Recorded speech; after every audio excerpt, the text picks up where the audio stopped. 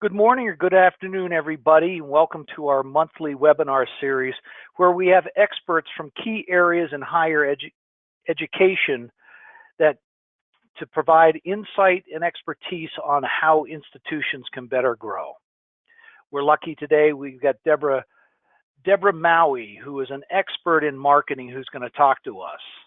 But we're going to get started with a couple of preliminary things first. So first off, thank you for joining us. Back a few years ago, the American Quality Foundation, in conjunction with Ernst & Young, published a study in which they looked at 945 management practices over 580 organizations in the US, Japan, and Canada. And the best practices metrics they used were market performance, operations, productivity, and financial performance. What they found was only 3 universally beneficial practices that had a significant impact on the metrics, regardless of where the organization, the state of the company was at. They are strategic planning with good implementation practices, business process improvement if they're focused on the customer, and continuous broadening of breadth and depth of leadership and management practices. Today, we're going to look primarily at that first one, the planning with good implementation practices, and some of the things that go behind that, because many institutions now are struggling with decreases of enrollment, primarily because they look the same as 98% of all other institutions out there. What we believe is to grow the institutions, you have to include holistic planning that includes positioning and implementation that's focused on outcomes, alignment of strategies, structures, and processes, and attunement of people to a shared vision. So one of the things that we typically do after our webinars, if you've been on any of them before, is we give you a free prize, or a free gift when you, if you stay to the end. This is going to include a 1-hour drawing of free coaching on how you could, do what you need to do. So just a couple of notes. I'll be putting the slides up on the website and on the GoToWebinar here shortly. Your phones are muted. If you have a question, please submit it via the question box, and if it's appropriate, we can stop at this point in time. Now, I'm real happy to introduce Deborah Maue, who's a senior strategist at the Change Leader. She's a recognized thought leader in higher education branding and marketing. She spent 15 years in the consumer packaging marketing area, but she worked on recognizable brands like Suave and Dove. After that, she transitioned to higher ed and spent the last 12 to 15 years in senior marketing roles in higher ed institutions and agencies, including DePaul University, Columbia College Chicago, and M. Stoner. And now she helps her clients understand how to reach today's students in the digital age. Welcome, Deb. Glad to have you here. Thank you, Drum. I'm delighted to be here. Thank you, everyone, for participating in the webinar. I look forward to hearing your questions, and I hope you find this informative. So today we're going to talk about how to attract the right students in the digital age. And advance the slideshow. Couple questions, first of all, before we start, just to see if any of this sounds familiar. So wondering for any or all of you if some of these things sound familiar. So enrollments are down or trending down, revenues not meeting current expenses, having to borrow from the endowment or not having an endowment, no institutional strategic plan or the plan not being followed or updated, no academic strategic plan or one that's not aligned with the institutional strategic plan, faculty actions that are disconnected to the current environment or the environment in the rest of the institution, faculty who think they should have a greater say in everything about the running of the institution or are resistant to change. We could go on and on with a list of things that are going on in higher ed institutions today. So if you're dealing with any of these things, you're not you're not alone. And the bad news, or I guess the worst news, is that that's not going to change. That we are in the new normal of higher education, and it's not going to get any easier. The number of traditional age college students is decreasing, and it's not going to go up for a long time. We know that from demographic information. 95% of all institutions really look alike. They teach the same subjects, they have the same degrees and programs. It's difficult to, but not impossible to talk about our institutions differently from each other, but most institutions are not doing that. And then 70% of all current students fall into the non-traditional category of 24 to 60 years old. So we tend to think about college students as 18. That's not really true. That's not representative of the reality of most institutions. And then also students and parents believe there's less value in higher education than a generation ago or even 10 years ago. That's not gonna get better. So that's all the bad news. But the good news is that you're on this webinar today, and we hope to be able to share some insights, some practical tips that you can take away to address these issues. So we have a way of doing everything in higher ed, right? So there are established ways of doing things that are difficult to break. So, when you think about how we usually attract the traditional age student. So the typical process that we've used for years and years and years is, first of all, we buy names of high school students from ACT, College Board, other sources. So we buy their names, we buy their emails, we send them an email. And we send them an introductory letter in the mail. So they're getting an email, they're getting a letter. They don't open the first email. So we send them a second email, and it's, sometimes about financial aid, affordability, value, and chances are that one doesn't get opened either. And then we send a third one, and we invite them to come to campus to look around, and that one doesn't get opened either.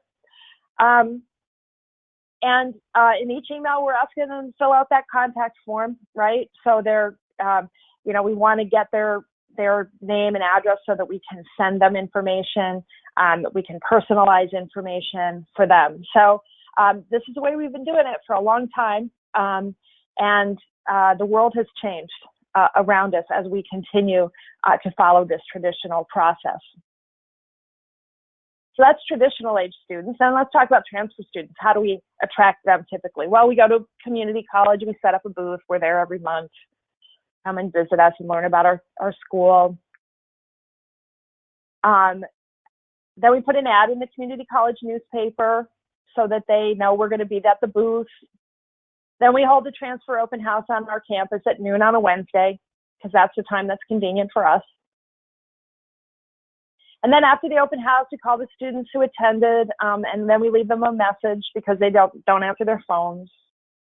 And then we send them a follow-up brochure in the mail. And then when they apply, we wait 6 weeks to send them an acceptance letter. So that's transfer students.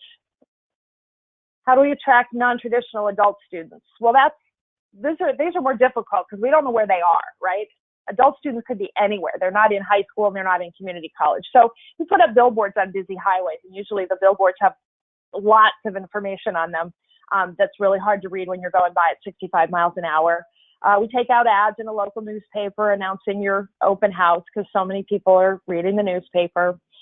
We buy names of people who are, likely to be interested in college completion based on things that they've subscribed to, things that they've done in the past, and we send them letters. So it's a lot of more of the same, right? And I'm not pointing fingers at anyone, but I've been at several institutions. This is what we did. And because it's tried and true, it may not work very well, but we know what we get from it. So there's not a lot of risk associated with it. But the fact is that the world has changed since we started doing this. The most important thing to keep in mind is that today's prospective students are digital natives. We know this.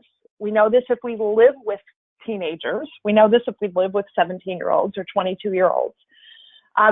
They grew up, they were born before the invention of the smartphone, but they don't really remember it.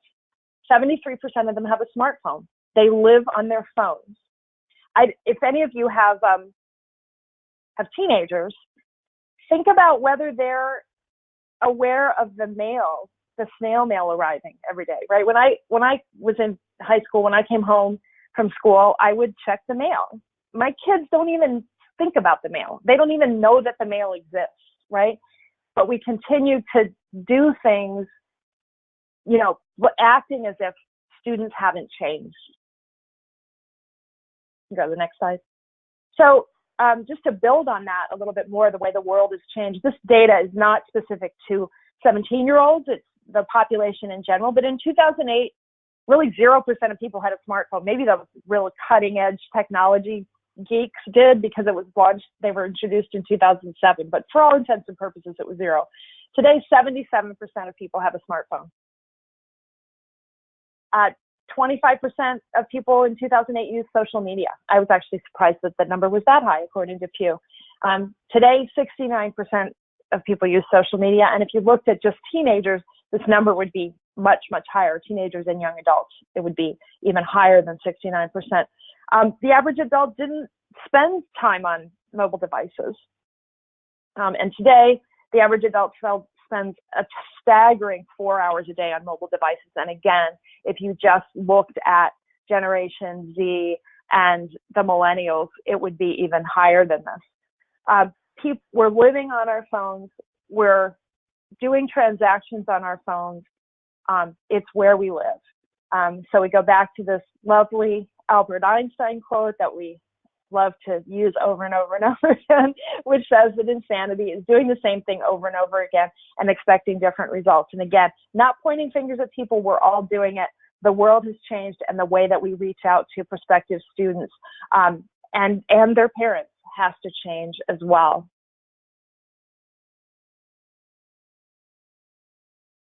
So when we talk about the implications of all of this and talk about reaching prospective students differently, whether they're traditional age or adult students, this really has implications for everything we do, starting with the brand promise and the positioning. So who are we and what are we promising to students and their parents?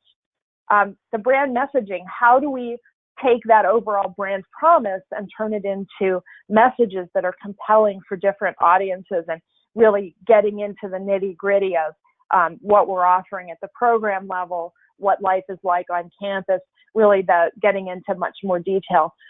The marketing tactics, so what we do, how we reach people. And then it has implications for staffing. So it has implications for the type of talent that we need in our marketing and communications departments.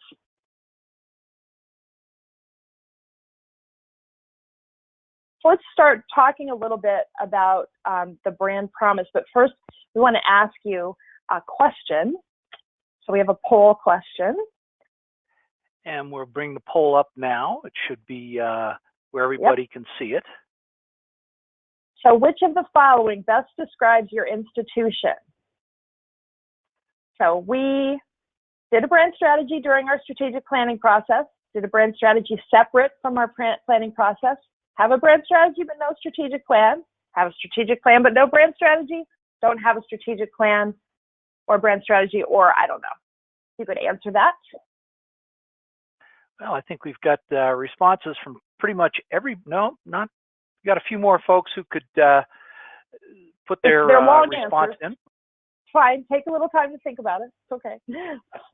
Yeah, there's no right or wrong answer. It's just an answer. So we got about half the folks who have voted. So we'll give a few more minutes to get the rest of the folks voting, or a few more seconds, I should say. Right. Okay. Well, we'll go ahead and close the poll here. Okay. And all right. Here's what we got. Okay. Wow. Very, very interesting. So, did a brand strategy separate from our planning process was half of the people, and don't have a strategic plan. Don't know the other half. So this is not surprising, not atypical, but really gets to the heart of the first thing that we want to talk about, is really the importance of linking the brand strategy to the strategic planning process. So this illustrates the Change Leaders holistic management system. And what it shows is that everything's connected. Everything leads to something else in terms of what we do. And the most important thing to take away from this slide is that the brand promise has to come first. So we typically, in institutions I work in, there was a strategic plan and there was a brand strategy, but they were completely separate from each other. They were developed with different people. The approval processes were different, and there was really no linkage between the two. And it's really critical as we think about brand strategy, among today's students, that we think about the brand promise coming first.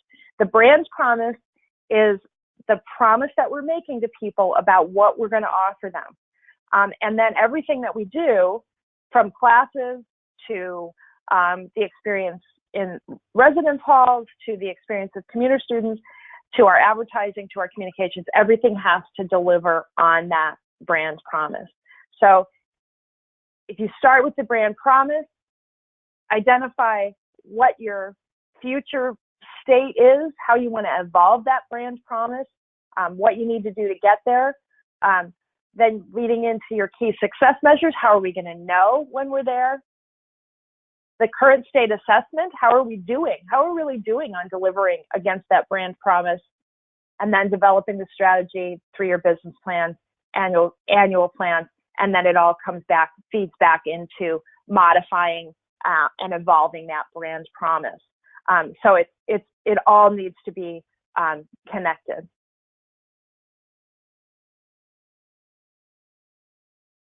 I can't state highly enough the importance of authenticity, and that's, again, gets to why the brand promise has to be the starting point of the strategic plan.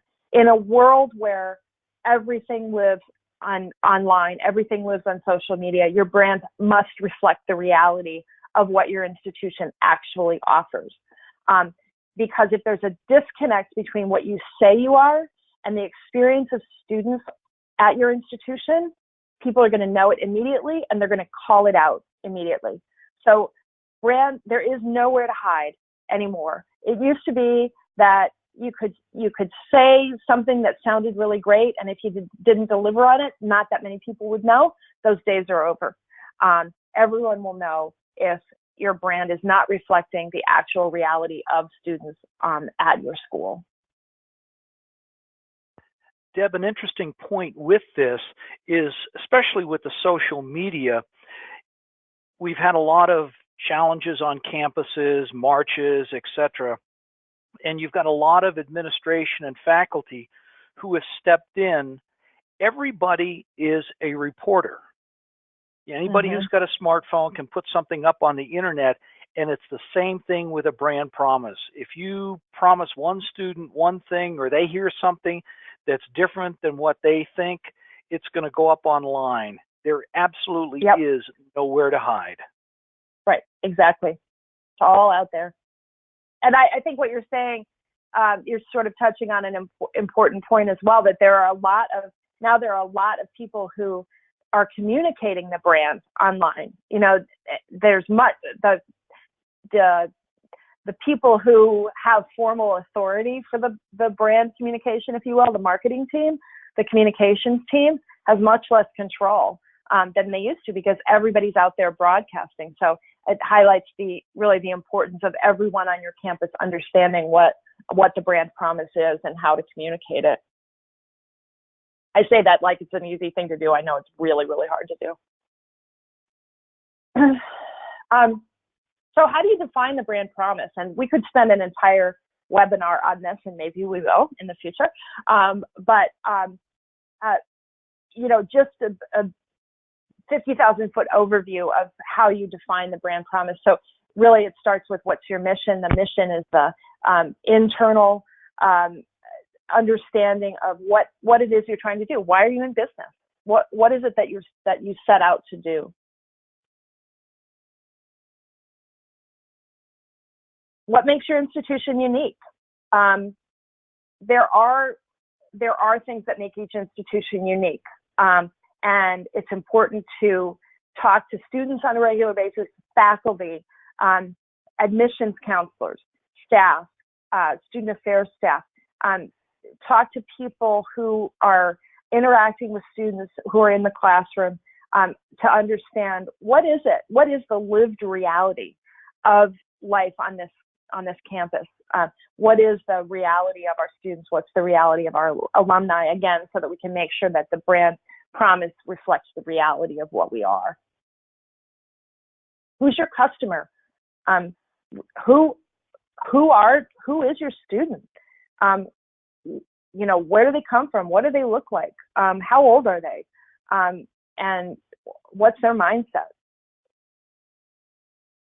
Who does your customer say you are? This gets back to what I was saying with what makes your institution unique. So what do they say you are? Because in a lot of institutions, the students say something very, very different about what you are than the faculty and the administration say. So you have to make sure you're actually reflecting the reality of who your customer says you are. And why did they come to your institution? What was the promise that they thought you were making? And are you living up to that promise? Are you meeting the expectations that they had when you came in? And why do faculty want to teach at your institution? So these are all the questions that you need to ask yourself as you're defining the brand promise or refining it. Many institutions have done brand planning or brand strategy work already, but it needs to be consistently refined and updated. And so these are questions that need to be asked over and over and over again. Again, we could have a whole webinar series about brand strategy and how to define your brand strategy. But these are the issues, the elements that you need to think about in some capacity when thinking about that brand promise. So what's the level of service we offer? What's the level of quality we offer? And how do we talk about that quality? What's our cost strategy? How responsive are we? So these are all elements, decisions that have to go into that brand promise. So I just want to highlight a brand, not in higher ed, but a brand that does a really, really good job of not only defining their brand promise, but living their brand promise. I always say that successful branding is 90% what you do and 10% what you say, because it's really about how you live the brand. And Starbucks, I think, is a really good example of a brand that has tremendous consistency across everything they do. And they're very intentional about how they live the brand promise, from the way the stores look to the training of the baristas to what the baristas wear, to their emails, to their cuts, to their advertising.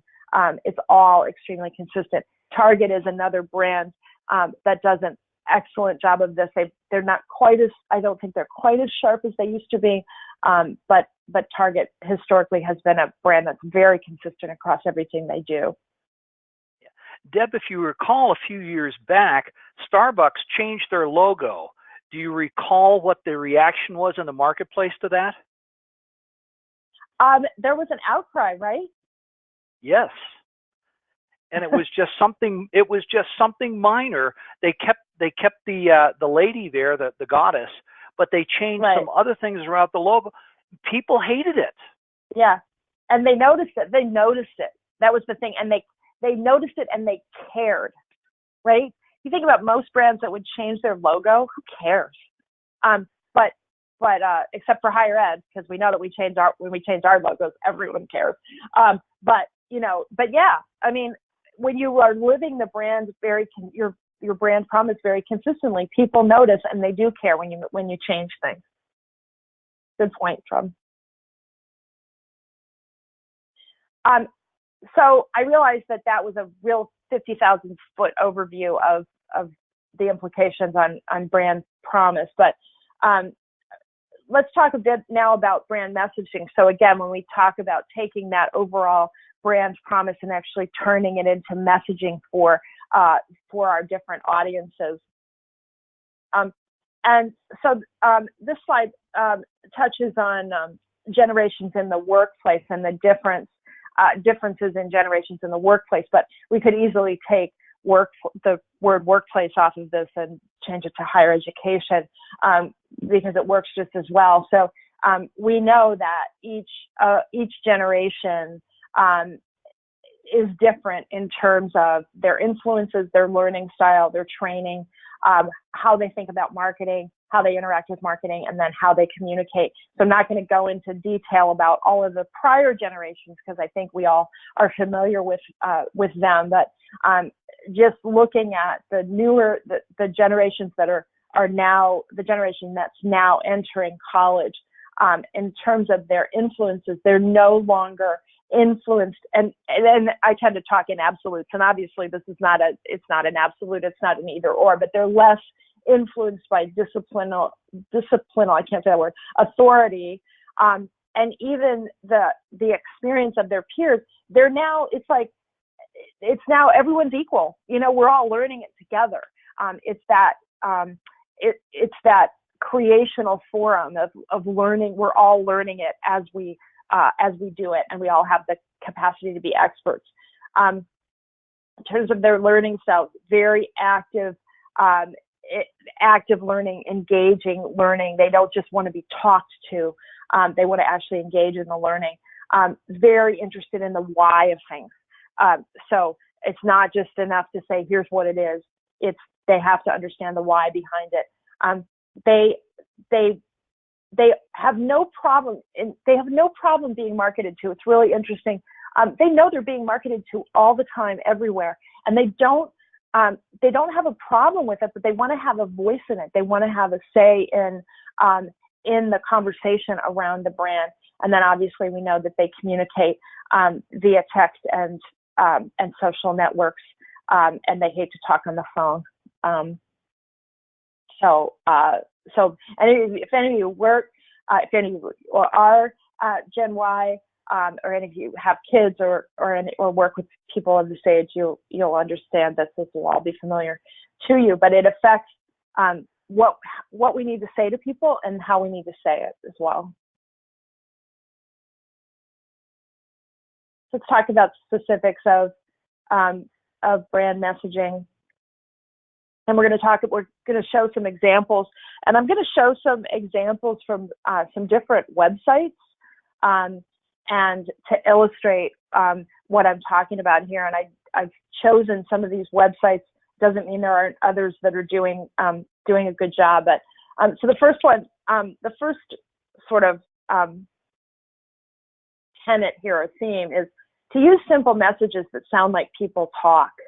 So we'd love to use really complicated higher ed language, right? We love to use that internally, but we need to use language that reflects the way our audiences actually talk. So this is an example of Loyola Marymount University, and you can just stop scrolling right there, Drum.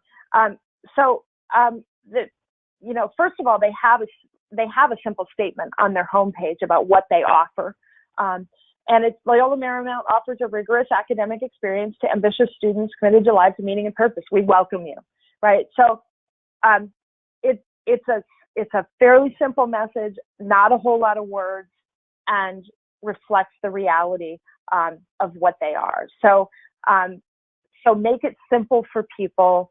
Make it simple in terms of the words you use, the length of the messages, certainly. We also like to talk in really long paragraphs. And, people say, well, this newest generation, they don't like to read and they only want to read short things. I'd say that about most people, right? I don't really like to read long things either.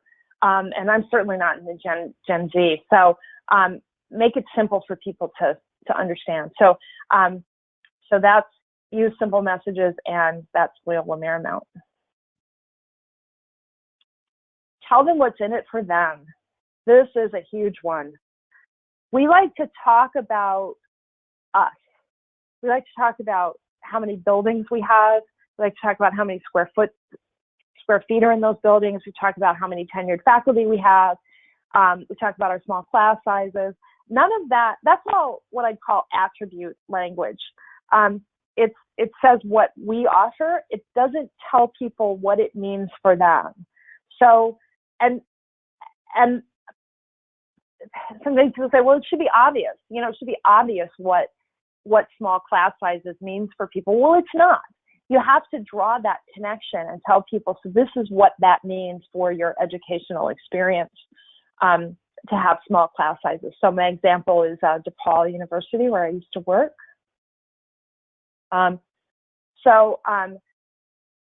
Nationally respected, personally focused, the personally focused. So they're not saying we have small class sizes. They're saying we're focused on you. Our faculty focus on you personally. If you scroll down, I also really like the icons and the quick facts that they have here. And I think that's on a different topic, but I think that works really well too. When you go to the DePaul site, each time you go, you get different messaging on the homepage. There's 4 different messages. So there's another one that says urban educated, world ready. So another example of that benefit language. You are ready for the world when you come to DePaul, after you come to DePaul and graduate.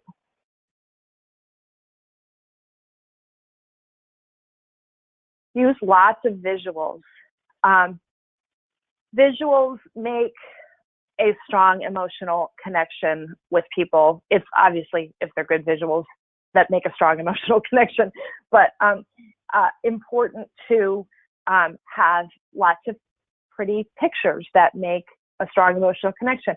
I think Loyola Marymount, which you saw before, does that really well. Loyola Marymount has a gorgeous campus, and so their photography on their homepage highlights their gorgeous campus. And I think most higher ed websites don't do a good enough job of visual representation, particularly on their websites. Print materials tend to do a better job of the visuals, but their websites, most websites don't. This is University of North Carolina School of the Arts, and I love this. I love the visuals on this site. It is an art school, and this visual says that. And I also love the language on this site. Again, very simple language. We promise this. You'll do what you love. So very simple representation of the brand promise that they're making. Tell stories to make an emotional connection. So we all have profiles on our websites and in our print materials. We all have stories about students and alumni and faculty because we know that we need to tell stories because we've been hearing that for a long time. Most of those stories, frankly, are really boring because it'll be, this faculty member went to this college and got a PhD from this college and has won this award and published this book and is recognized by this group. And that's really not very interesting to people because that's not a story. It's just a listing of pieces of information. The stories that make an emotional connection are about the journeys that people have taken and why they do what they do. So why does a faculty member teach? What was that point in their life when they knew that they were called to teach? Who was that student that they made a connection with that was really rewarding for them as a faculty member? And it's those kinds of stories that we need to tell, not just the here's the facts, ma'am, kind of newspaper story that's more typical in higher ed. So this is Oberlin. And this is, every one of these thumbnails is a story. And so they've got a million stories about Oberlin, about students, about faculty, about alumni. And so if you want to understand about Oberlin, you got a million stories to choose from. Now, obviously, this takes a lot of work. This doesn't happen overnight, but you don't have to have a million stories overnight. You just have to start somewhere. Deb, from a marketing perspective, I've read that when you've got a collage of photos up here, people will tend to click on a photo to which they identify. Like, myself being an older white guy, I might want to click on something, an activity that an older white guy would do, like golf or something like that. Could you talk to that just a little bit, please? Yeah, I think that's a really good point, Drum. And I think that's another reason to have a lot of stories and to build up a catalog of stories over time, because different people are going to identify with different stories based on what life stage they're in, what activities they're interested in, what their field is. And so giving people a lot of choice, at least, I think you're right, John. I think that's where people start. But I think if they find that first story was really engaging, then I think they will go on to look at other ones that maybe not, that, let's check this one out, but I think it is important to have a variety that people can choose from so that they can identify one that feels specific to them as a starting point.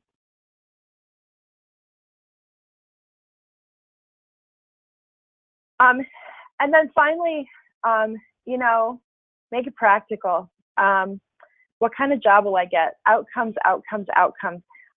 Not so much for students, but for parents. Parents are really, really interested in this. I can't say that too strongly.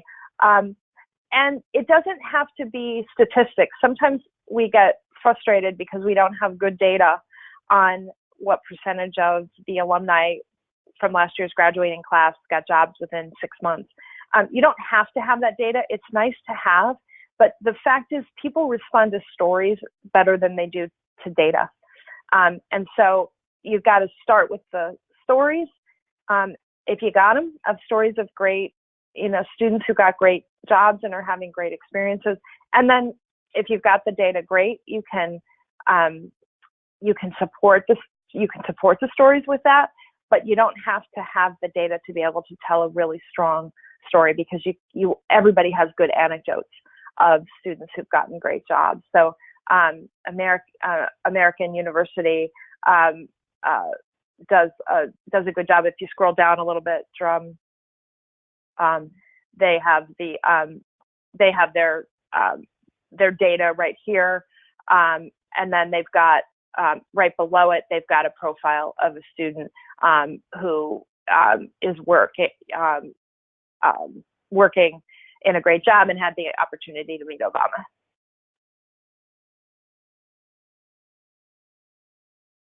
So that's brand messaging. Again, we could talk for eons about brand messaging, but need to move on.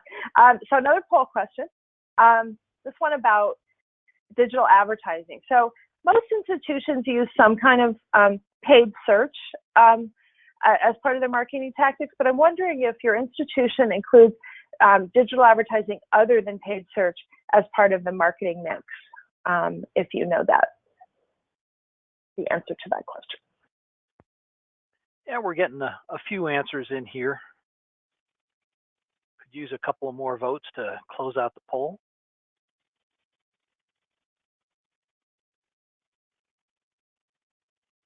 Okay. No, we'll go ahead and close it out then. This is a surprising result. Everybody does. Wow. Well, good for you. That is really good to hear. I did not expect this answer because, as I said, I know that most institutions that I talk to are doing paid search, but not a lot of them are doing other types of digital advertising on a regular basis. So maybe y'all won't need to know this next section, but we'll go through it anyway. Yeah, I think that's a good idea. So basically, digital advertising has opened up a whole new world for higher education because historically, higher ed institutions didn't have enough money to advertise, at least to make any real dent. So it makes it possible to advertise without spending a lot of money. Because historically advertising was a very blunt instrument. You were buying eyeballs, but most of the eyeballs you were buying had no interest in your product, were never going to buy it. And so there was a tremendous amount of waste associated with it. Digital advertising, whole new world. As I said, it's very, very targeted. You can get as targeted as you want to be. So it's very efficient because you're not reaching a lot of people that you don't want, and you only pay for the people who are interested and who have indicated their interest by clicking. And it's very easily measurable because you only pay for what you get, and you can see what you get, and you can see what you get in real time and adjust very quickly on the fly. So it's really changed the world. I mean, for everybody, but for higher ed, I think for higher ed, very much so. So just briefly, the types of digital advertising. First of all, paid search. You know what that is. You buy Google, Bing, or other search engine AdWords, and pretty simple. Display advertising. We all know what that is. Banner ads on websites. They can be static ads. They can be dynamic ads. They can be video ads. Ideally, they're not pop-up ads that start playing when you just first click on a website, because we all hate those. And then we can also do remarketing with display advertising. So my favorite example is when I've been to Zappos and looked at a pair of boots, and then the boots seem to follow me around the whole internet for a while. Wherever I go, the boots are walking right there. And then they are, right? We all have examples of those. And then social media advertising. So I'm not talking about native posts here in terms of social media. I'm talking about actually doing social media advertising.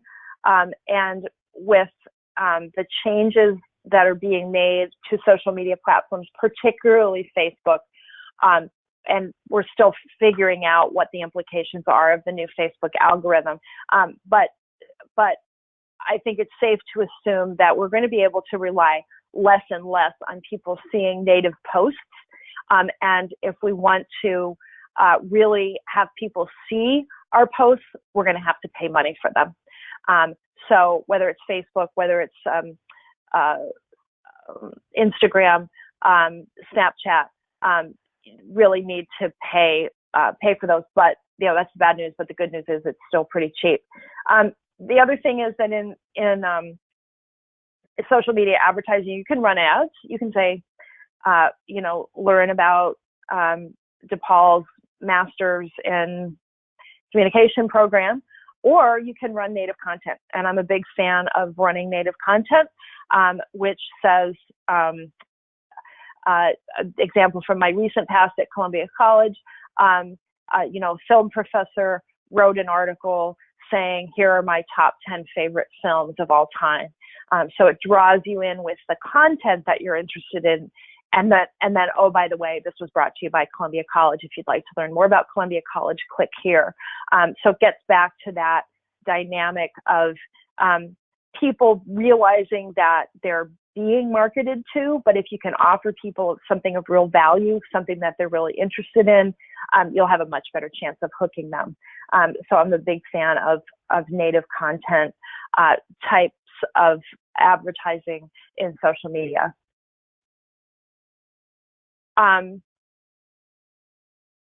Yeah, go ahead.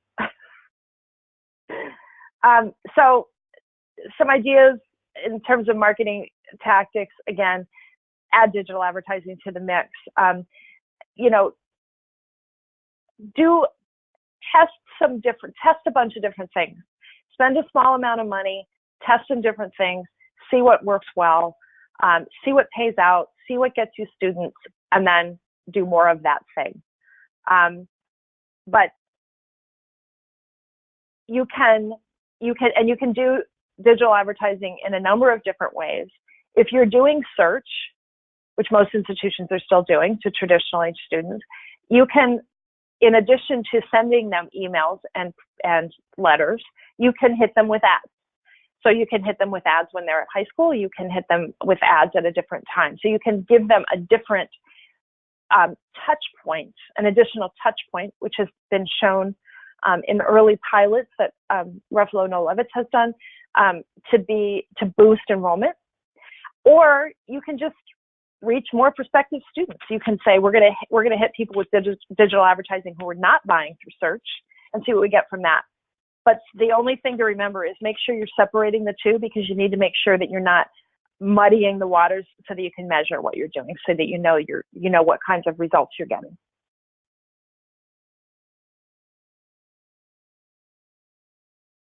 I forget what I meant by Well, what I'm seeing with a lot of higher ed institutions is when somebody comes up onto the website, there's a box that pops up in the bottom right-hand corner that says, "May I answer any questions for you?" Yeah, yes, that is what I meant by this. Yes, so if you're adding, if you have chat capabilities, this is a way for people to engage without having to talk. So they can, and we've all experienced it on other websites. You can have a conversation with someone without actually having to be on the phone with them. This generation has a tremendous fear of talking on the phone. And I think it's partly because they just haven't done it very much. And it is a little awkward to talk on the phone. I mean, we grew up talking on the phone. I did. So I knew how to do it, but they're very uncomfortable with it. So making things easy for them to chat, same thing, using text messaging, so that they don't have to engage on the phone. I am a big fan of text messaging, but you always have to make sure that you give people the capability to opt out. And then, as I said, big fan of content marketing. So giving people helpful information rather than pushing your program. I used an example of the film professor top 10 favorite films of all time, but you can also do, here are tips, things you need to know about financial aid, things to think about as you're going on your campus visit, questions to ask as you're going on your campus visit, information that is very helpful to people. And then, oh, by the way, this was brought to you by X university. So that you're actually adding value to people versus just pushing advertising messages in their face. There are a number of universities in particularly beautiful cities. San Diego is one of them. And the content marketing for San Diego might be the top 10 reasons to come to San Diego and the beach and things like that. Would that qualify? Yes, absolutely. Absolutely. You can, the possibilities are really endless. If you're in, I'm in Chicago, and Chicago has a violence perception problem. And all of the urban institutions in Chicago are really trying to figure out how to deal with this, that people are scared to come to Chicago because they feel unsafe, when the reality is that on their, campuses, it's very safe. So you could talk about, 10 great things to do in Chicago, or you can you probably don't want to hit on safety directly, but you can push your location. You can talk about interesting things about the programs that you offer, or you can just offer information that's very helpful to parents and students as they go through their journey of college search and selection, because it's a really scary time for people. I have friends who are going through it with their kids, and I'm reminded of it all the time about just how scary it is, even for parents who've been to college themselves, because the world's really changed since then. And then just make sure that whatever you do, not everything's measurable, and some things you just have to do even though you can't measure it, but make sure that anything that's measurable, you are measuring it. So make sure that if you're doing advertising, that you have a unique landing page for each campaign so that you can read the results of each individual campaign, things like that. And then, as I said, start with a pilot, start somewhere, test some different things, see what works well, and build from there. You can't do everything at once. You don't have the resources. No one does. Just start somewhere and measure and go from there. And then finally, staffing. I'm not going to get into a tremendous amount of detail on staffing, but just to say that there are huge implications for staffing and what we're talking about, because it's very different capabilities, moving from a reliance on print and email and search to more of a reliance on digital. You need to have some digital advertising capability in-house, or else work with an agency who has those capabilities. There are many out there, but I think developing that capability in-house is really the best way to go. It gives you a lot more flexibility in what you do, and obviously in the long run, I think it's less expensive. So digital advertising beyond social media. So we have, most places now have a social media person, but we're really talking about digital advertising capability beyond that. And then digital design capability. This is one of the most challenging things, I think, because unless you can buy an automation system to automate all of your advertising, it can be quite, digital advertising can be quite resource intensive from a design standpoint and a coding standpoint. So there are implications for that staffing as well. And, that doesn't mean you have to go out and hire all new people. There are great training, there are online training programs in digital advertising. Lynda.com has great courses. And so there are ways to learn this. I'm not suggesting that you have to go out and hire all new people. And then, particularly with the native content, it requires a lot of writing. And, we've talked about the importance of storytelling. There's a lot of writing involved here. And so most institutions who get into native content and storytelling in a big way find that they need more writing capabilities.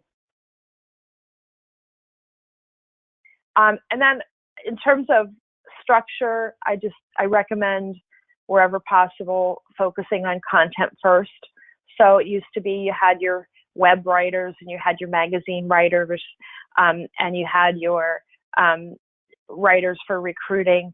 I think that there are certainly advantages to doing it that way, but the challenge is that you can have stories developed in a vacuum. You can have stories developed in silos, and so that you've got great content that isn't necessarily shared across all of the audiences. A great story has potential to work across many audiences. It may need a little bit of tweaking, but if you focus first on what are the great stories that we have to tell, what are the great examples of our brand first, right, and then think about where do we put them, then you're making sure that you're using each of those stories to the best extent you can.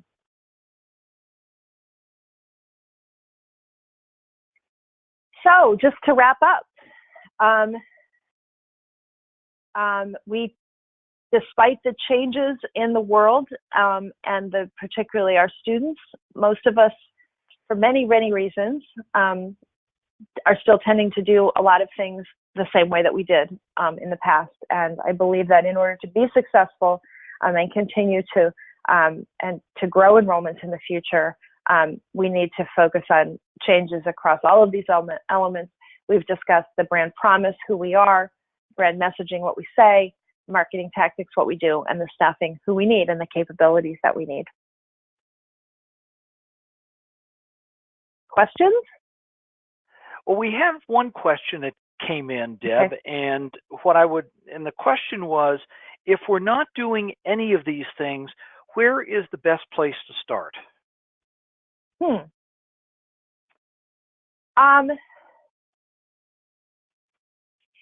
Well,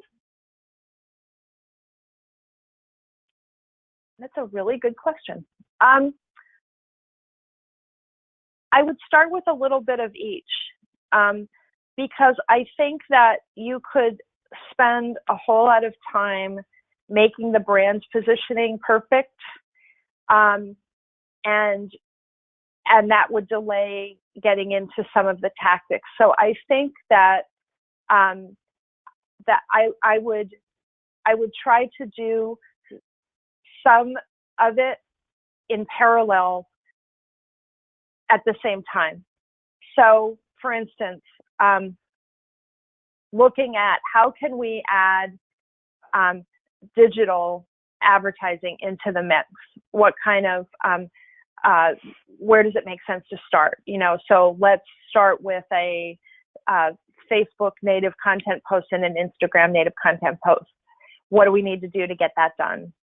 And as you're refining the brand story and the brand messaging, and do the work to refine that. So I wouldn't necessarily do it sequentially.